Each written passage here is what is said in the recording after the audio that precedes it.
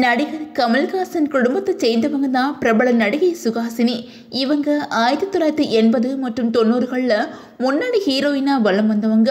தெலுங்கு, மலையாளம், கன்னட மொழிகளில் 100க்கும் மேற்பட்ட படங்கள் நடிச்சிருக்காங்க. இப்போவும் கேரக்டர் ரோலில் நடிச்சிட்டு இருக்காங்க. இந்த நிலையில் தனக்கு காசநோய் பாதிப்பு ஏற்பட்டிருக்கு அப்படின்னு சொல்லியிருக்காங்க.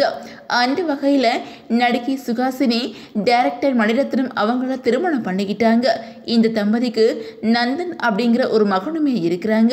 இவங்க கம்யூனிஸ்ட் கொள்கையில் தீவிரமானவங்க அப்படின்னு கூட சொல்லலாம். இந்திரா அப்படிங்கிற படத்தை இயக்குனதுக்காக சுஹாசினிக்கு தேசிய விருது கிடைச்சிச்சு. நெஞ்சத்தை கிள்ளாதே படத்தில் மகேந்திரன் இயக்கத்தில் ஹீரோயினா அறிமுகமாக இருந்தாங்க சுஹாசினி.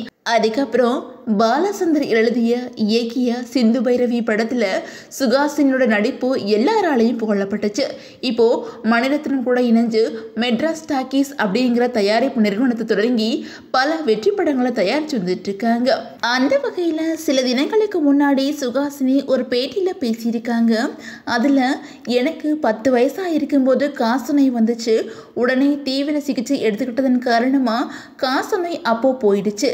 இப்போது சமீபத்தில் திரும்பவும் காசநோய் பாதிப்பு ஏற்பட்டு நான் ரொம்ப சிரமப்பட்டேன். அதுக்கப்புறம் அதிலிருந்து மீண்டு வந்துட்டேன். அப்போது என்னோட உடம்பு உப்ப தொடங்கிருச்சு. சரியான நேரத்தில் சிகிச்சை எடுத்துக்கிட்டதுனால பாதிப்பு நீங்கிடுச்சு. இதை அப்போது யாருக்கும் தெரியாமல் மறைச்சிட்டேன். வெளியில் சொல்லதை கௌரவ குறைச்சல் நினச்சி 6 மாதங்கள் ரகசியமாக சிகிச்சை எடுத்துக்கிட்டேன். அதை இப்போது சமூகத்துக்கு தெரிவிக்கணும் அப்படிங்கிறதுக்காகவே வெளியில் சொல்கிறேன் அப்படின்னு சொல்லியிருக்காங்க. அது மட்டும் இல்லாமல் சுஹாசினி இந்த தகவலை வெளியில் சொல்லும்போது 6 வயசில் ஏற்பட்ட காசநோய் வியாதி 36 வயசில் திரும்ப வந்துருச்சு. இதன் காரணமாக எனக்கு திடீர்னு எடை கூடிருச்சு. அது மட்டும் இல்லாமல் கேட்கும் திறனிலையும் பிரச்சனை ஆரம்பிச்சிருச்சு. திரும்பவும் சிகிச்சை எடுத்துக்கிட்டேன். மெல்ல மெல்ல காசநோய் பாதிப்பு குறைஞ்சு குணமாக்கிட்டேன் அப்படின்னு சொல்லியிருக்கிறாங்க. இப்போது இந்த நியூஸ் தான் சோசியல் மீடியாவில் வைரல் ஆகி வந்துட்டு இருக்குது.